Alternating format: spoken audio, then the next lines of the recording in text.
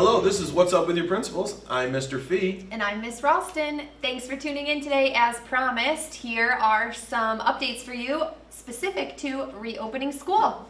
Mr. Fee, go ahead. So I want to start, if you notice behind us, or like on the side of us, is we had a wonderful day yesterday where we introduced all of the new teachers into the district. So if you see these faces or you see new names on your kid's schedule, just know they're in great hands. We want to thank all the new employees that are welcomed in with open arms to the Cuba Rushford community. Great. All right, so as we get back into school, I know there have been a ton of questions about school reopening. I just want to remind everyone, please use the email provided, opencr@mycrcs.org. You can use that any grade level in the district, K-12. Send your questions, concerns, feedback, suggestions, anything to that email address, and we make sure it's forwarded to the correct administrator and that your questions are answered. So again, opencr@mycrcs.org. Okay, a couple of things here, and you'll notice Ms. Ralston and I are 6 feet apart, and the reason I bring that up is that we are maskless. So, a couple of things with face masks. Number one, every person in the district, your kids and staff included, will be given a CRCS face mask. So they will be receiving those to help keep us safe, school spirit, also unity. So everybody in the district will be receiving a face mask. The other part of that leads to a code of conduct. You're going to see a couple or slightly different rules this year because of the following: masks, social distancing requirements, as well as if you do not bring a mask. So I say that because the state has came out with very clear guidelines of what the stipulations can be when you have a mask on and when you have it off. One of the big ones is with masks, whenever you are in the halls, you are on a bus, you are coming in the building, any place that you congregate together, a mask has to be worn. When you are in a classroom and seated, you still have to wear a mask unless the teacher says, now is if you feel secure enough, you can take the mask off. So just because you are socially distanced does not necessarily mean that you do not have to wear a mask. And I think that's important to know. And also the 6 feet rule for social distancing. And if you forget a mask that day, what is the protocol with that as well? So there will be a code of conduct on masks, social distancing, and not wearing a mask, which will be out to you as it gets finalized with us. So we just wanted to be open and know that your CRCS masks are coming. I can't wait, because as you can see, I still go with this one. But if I am seated and the teacher does not give me the option to take my mask off, I will just be here with the mask on. Great.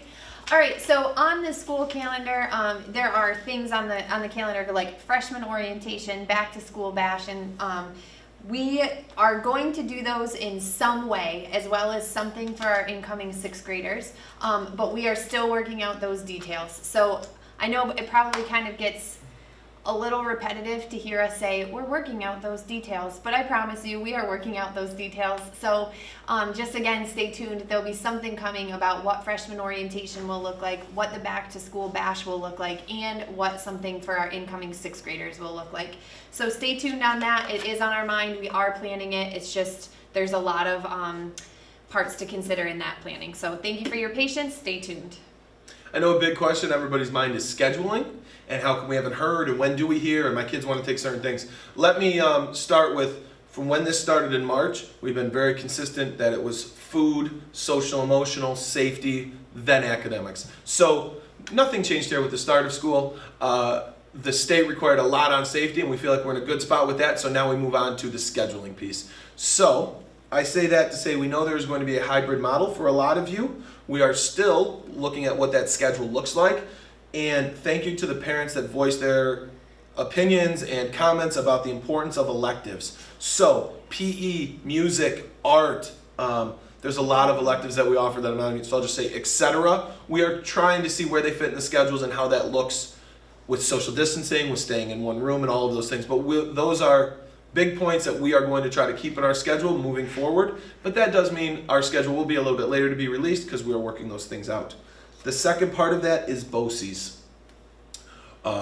We have to figure out our schedules. BOCES has to figure out what they're doing, and then we will come together and make a plan for your students. But BOCES is a yes. We do have names from last year that are included on BOCES. I've gotten some emails saying, hey, my kid really wants to be in BOCES. Absolutely. You can expect a phone call coming from Mr. Ackerman or Mrs. Volts talking about the options your children do have what they can do with those. So we have not forgotten scheduling. We will come up with the schedule, and then you can expect a phone call from your kids to figure out what their schedule exactly looks like.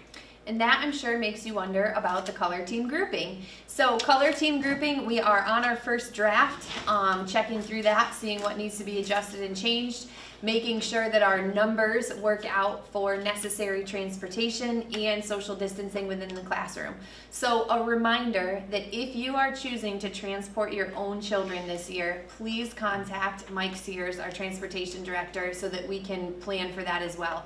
If you are riding the bus, a few important things to know. Your temperature is checked before you get on the bus. Fever of 100 degrees or higher, the student is not allowed on the bus. A mask must be worn the entire duration of the entire bus ride. Social distancing maintained, and above 45 degrees, all windows will be down and roof hatch will be open. So please keep all of that in mind when you consider transportation for your students. And if you are going to be transporting, please call Mr. Sears and let him know that. Color team grouping, we hope to have out in the next, honestly, hopefully next week to 10 days, so that you can plan for childcare or plan for days, for what happens on the days your students are not in school. So we're working through that, and we'll get that to you as soon as possible. So reminders for that.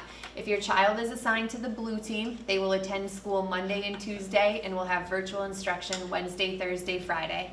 If your child is assigned to the red team, they will attend online virtually Monday, Tuesday, Wednesday, and be in the building on Thursday and Friday. All special education students are assigned to be in the building Monday, Tuesday, Thursday, Friday, and the entire district will be learning virtually on Wednesday. So, Virtual Academy is also an option, which means you do not feel comfortable sending your child to school and you would like their full academics to be online. I want to specify the difference between Virtual Academy and the option to homeschool.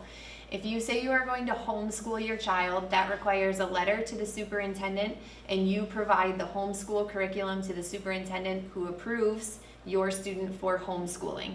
In that situation, Cuba Rushford is no longer responsible for any part of your child's education. If you choose to homeschool, that's a separate curriculum with you as the teacher or whatever online program you use or who you hire. If you opt for Virtual Academy, we are responsible for that. So your child will learn from one of our teachers virtually. A question has come up, can we participate in Virtual Academy, but then also still have the option for extracurriculars when those are available? And the answer to that is yes. You can do that, but Virtual Academy, again, means never in the building for academics, all fully online. We don't have the answers yet as to what electives look like if you opt for full Virtual Academy, but I will tell you, if you are a student who goes to the BOCES CTE Center, so an 11th or 12th grader, and you opt for Virtual Academy, BOCES CTE Center is not offered virtually. That has to be in person.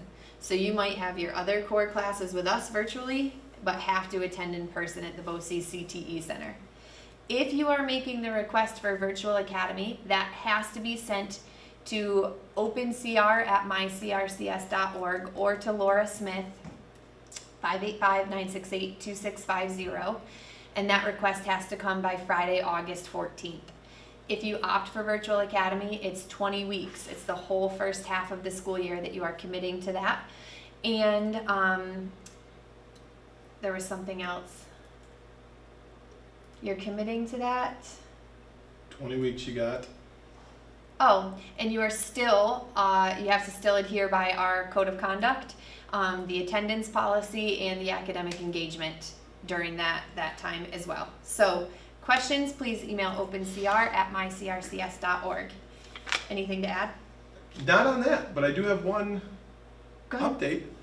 Happy birthday, Mr. Austin.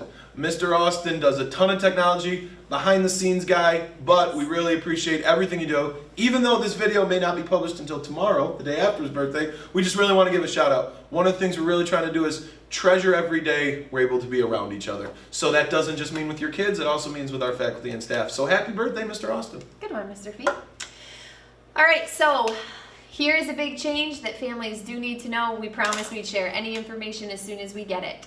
First and foremost, tomorrow, Friday, August 7th, is when we are supposed to hear from Governor Cuomo as to whether or not school will open at all. So it is possible that everything we have shared up to this point will change tomorrow. That's possible any day, but we just want you to know that tomorrow is supposedly when the state makes their big announcement as to what will happen with New York State schools.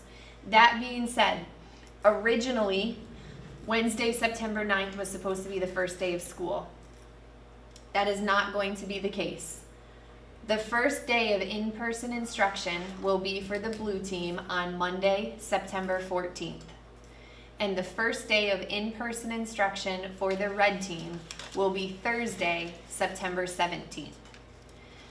On Thursday, September 10th and Friday, September 11th, someone from our building will call every single student. So your child will get a call from the school on Thursday, September 10th and Friday, September 11th.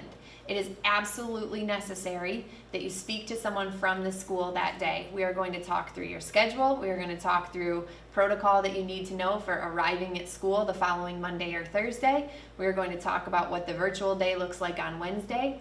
So please make sure you know someone from your household has to speak to a school employee on Thursday, September 9th, Thursday, September 10th, or Friday, September 11th.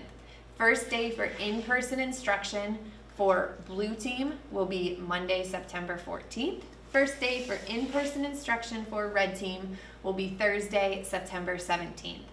All special education students and K2 students will begin on Monday, September 14th.